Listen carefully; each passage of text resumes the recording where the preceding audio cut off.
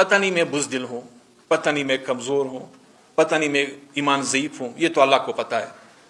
مطلب جب بھائی آپ کا شہید کیا جائے، والد آپ کا شہید کیا جائے، کزن آپ کا اٹھا کے 6 مہینے اس کی مسخ شدہ لاشیں آپ کے ہاتھ میں تھما دی جائے اور جیتا ہوا الیکشن آپ سے لے لیا جائے، مطلب پھر آپ کیا کریں گے؟ یہ تو پتہ نہیں، میں نے آپ کو کہا تھا میں دوسروں کا نام نہیں لیتا ہوں، اپنی بات تو کر سکتا ہوں.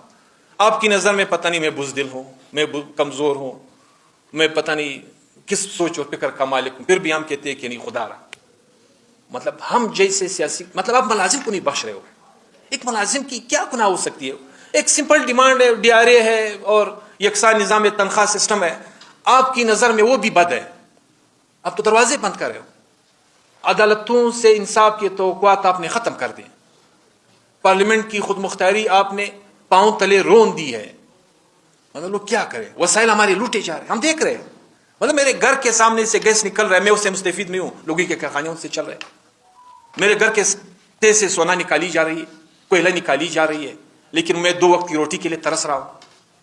یعنی میں آپ سے پوچھنا چاہتا ہوں کہ کیا اس وقت پاکستان کی اہمیت پنجاب کے کیلے اور مالٹے سے ہے یا بلوچستان اور پشتونخوا کے سائل اور وسائل سے ہے؟ اس وقت جو جنگ اس ریجن میں جو خلفشار ہے، اس کی بنیادی وجہ کیا بلوچستان اور پشتونخوا کے وسائل نہیں ہے؟ اور سب سے زیادہ در پدر زندگی اس خطے میں اگر قومیں گزارے تو یہاں کے بلوچ اور پشتون ہیں. کیوں؟ ہمیں تو شاہانہ زندگی کا مالک ہونا چاہیے تھا، کیونکہ اللہ نے ہمیں وہ قدرتی بیش بہا وسائل دیا ہے جو کسی کے یہاں میسر نہیں ہے.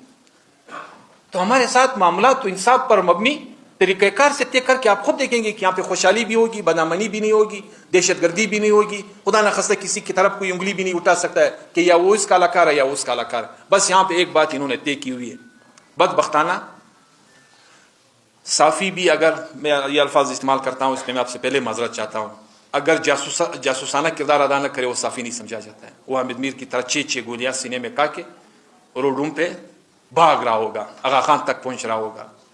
سیاسی ورکر اگر روزانہ صبح اور شام چوکٹ پہ ماتا لگا کے حاضری نہ دے، وہ ان کی نظر میں کچھ اور ہے. ملازم بھی اگر حق کی بات ختم کر دے، جو بھی ان کو ملتا ہے اس پہ راضی ہو کے چپ چاپ لے لے، مسئلہ حل ہے. اور اگر وہ یہ کہے کہ یار جو کچھ آپ پنجاب میں ڈی آر اے کے نام سے وفاق میں دے رہے ہو مجھے بھی وہ اتنا ہی دے دو، بس وہ غدار، وہ جیلوں میں 18 گریڈ 19 گریڈ کے پروفیسر جیلوں میں. تو اللہ تو انہوں نے خود اسنیچ پہ لا کے پہنچا دیے ہے. دروازے بند کیے جا رہے ہیں. ہم کہتے ہیں آپ دروازے بند نہ کرے، مذاکرات کرے، گفت و شنید کرے، مسائل کو مذاکرات اور مثبت گفت و شنید سے حل کر دیں. شکریہ.